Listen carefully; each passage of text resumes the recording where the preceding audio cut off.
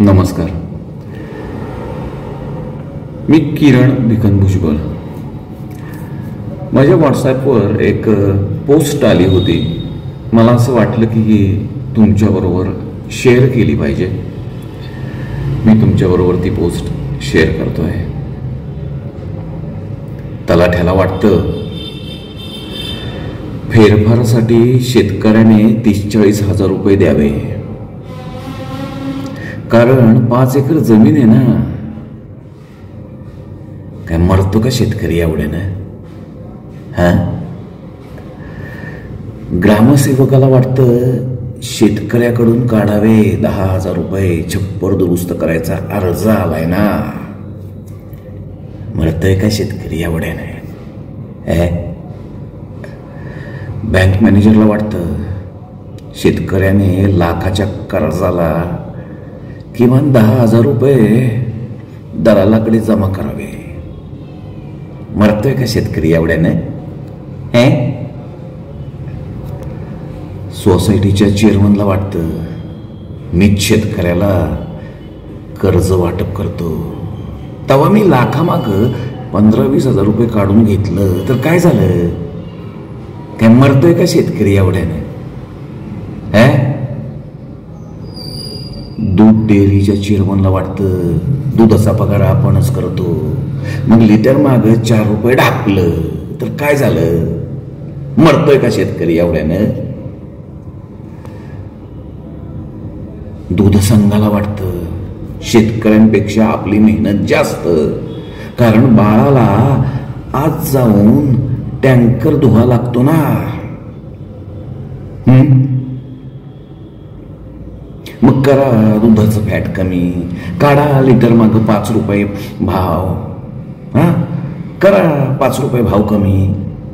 मरतो का शेतकरी एवढ्याने? म्हणजे झाला दूध संघ करोडपती आणि लागला पठारावरच्या इलेक्शन जिंको.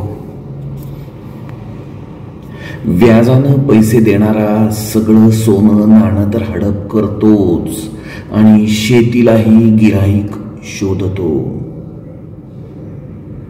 एवढ्यावरच त्याचं भागत नाही भागत त्याचं,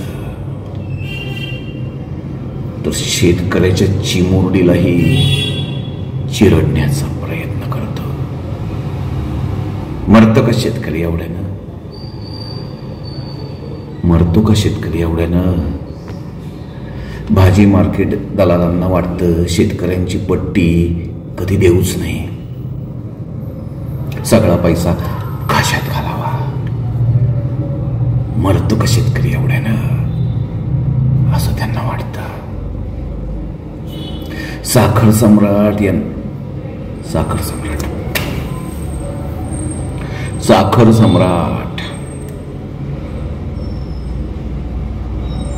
साखर सम्राटांना वाटतं प्रत्येक 10 टन ऊसामाग 1-2 टनाचा काटा मारू. ऊसाचं बिल 6-6 महिने द्यायचंच नाही. मरतय का शेतकरी एवढ्यानं? लाईनवाल्या साहेबाला वाटतं शेतकऱ्यानं वीज बिल पूर्ण भरावं आणि डीपी मेंटेनन्स निघाला तर सर्व शेतकऱ्यांनी लाख रुपये जमा करून आपल्याकडे द्यावे आणि ते आपण मोठ्या साहेबाला पकडून अर्धे खिशात टाकावे. वर दिवाळीला पण घरोघरी उकळतो.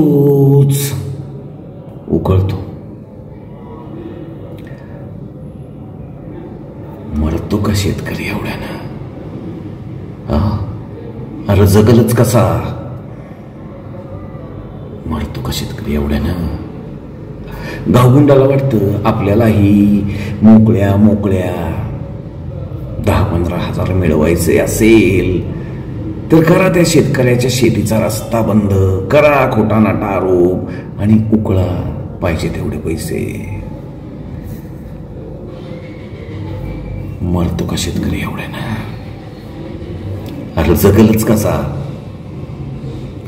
कृषी विभागातील साहेबांना वाटतं शेतकऱ्यांसाठी आलेल्या योजना आपल्याच बापाच्या आहेत, ते विकूनच खाव्यात. मरतोय का शेतकरी एवढ्यानं? खत बियाणं दुकानदाराला वाटतं बोगस खत, बोगस बियाणं. शेतकऱ्याला कधी नगदी तर कधी उधार देऊन आपण आपला नफा करून घ्यावा. मरतो का शेतकरी एवढ्यानं? शेतमजूर तर मजूर देऊन वर दारूची मागणी करतात. शेतातला भाजीपाला पाहिजे तेवढा नेतात, नाही म्हणाला तर निघाला काम सोडून. मरतो का शेतकरी एवढ्यानं? शहरातल्या लोकांना वाटतं शेतमाल भाजीपाला 100 रुपयात वर्षभर पुरेल एवढा द्यावा.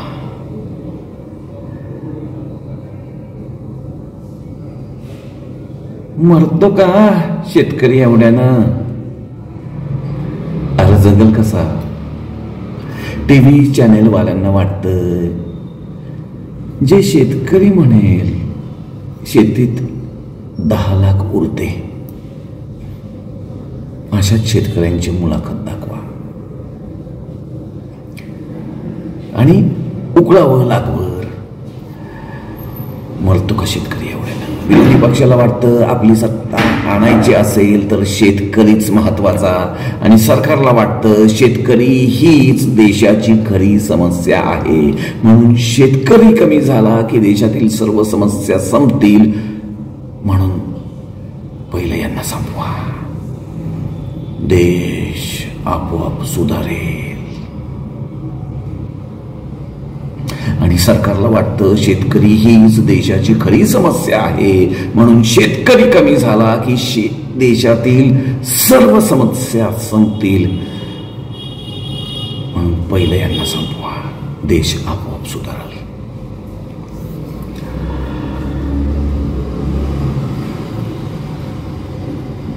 अजून कोणाचं काही राहिलं असेल तर हिसाब न देता काढून घ्या,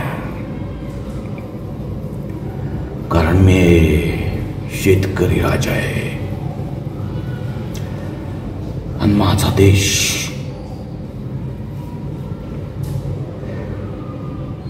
कृषी प्रधान आहे. मीच राजा, मीच प्रधान.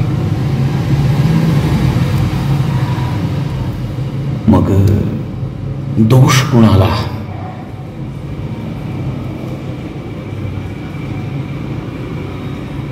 दुर्दैवानं हे सत्य आहे.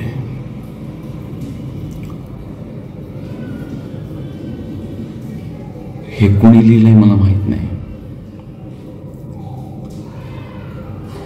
पण ही पोस्ट वास्तव मांडते, मनाला भिडून गेली, म्हणून शेअर करावीशी वाटली. माझा देश कृषी प्रधान आहे.